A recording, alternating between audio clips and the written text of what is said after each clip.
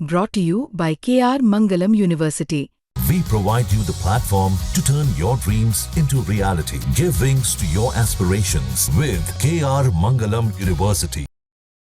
कई दिनों के बेड रेस्ट के बाद परिवहन मंत्री अनिल विज आज पुराने अंदाज में नजर आए। विज साहब पैर में हो रही तकलीफ के चलते कई दिनों से अस्वस्थ थे। उनके बाएं पैर का जो अंगूठा है उसमें फ्रैक्चर हो गया था और इसी बीच उनका हालचाल लेने के लिए सीएम सैनी सहित कई बड़े नेता उनके घर पहुंचे थे। लेकिन आज अनिल विज बेड से उठे और अपने पांव का सीटी स्कैन कराने अंबाला कैंट के सरकारी अस्पताल चले गए। अस्पताल पहुंचे तो अनिल विज के सामने अपनी ही सरकार की स्वास्थ्य सेवाओं की पोल खुल गई। अस्पताल में एसी खराब मिला, एक्सरे मशीन में रीले नहीं थी। ये देख गब्बर भड़क गए और वहां मौजूद अस्पताल प्रबंधन से जुड़े कर्मचारियों को जमकर फटकार लगाई। सारे अंबाले में नहीं है 500 की, मैंने 500 की यहाँ लगवाई और बंद पड़ी है।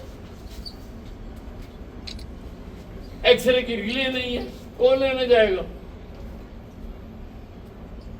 एसी तुम्हारे नहीं चल रहे, कौन चलवाएगा? रिपेयर मेंटेनेंस आपने नहीं करवाई, कौन करवाएगा?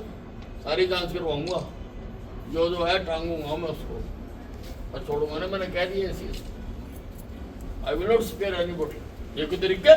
मैंने जान मारी है इस अस्पताल के लिए।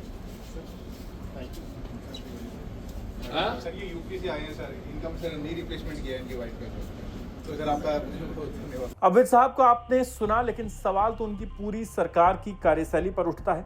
सवाल उठता है स्वास्थ्य विभाग के कामकाज पर, और इस सिविल अस्पताल का निर्माण भी अनिल विज के स्वास्थ्य मंत्री रहते ही हुआ था।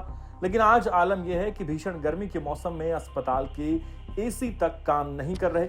एक्सरे करवाने जाएंगे तो आपको ये कहकर लौटा दिया जाएगा कि मशीन की रील खत्म हो गई है। इस बदहाल व्यवस्था की पोल भी खुद सरकार के ही मंत्री ने खोली है। यदि विज साहब को पांव में तकलीफ न होती तो वो अस्पताल भी नहीं जाते और न ही ये बदहाल व्यवस्था बेनकाब होती। अब देखना यह है कि अनिल विज जो एक एक अधिकारी को टांगने की चेतावनी देकर गए हैं, उसमें से कितने अधिकारियों पर एक्शन होगा और अस्पताल की इस हालत में कोई सुधार आएगा या नहीं। अंत में हमारी दर्शकों से भी अपील है कि आप इस खबर को जिस भी जिले से देख रहे हैं, वहां से आप अपने जिले के सरकारी अस्पताल का हाल हमें कमेंट सेक्शन में लिख के बताएं, ताकि प्रदेश सरकार का दूसरे जिलों के अस्पतालों से भी, वहां मिलने वाली सुविधाओं से भी आमना सामना हो सके।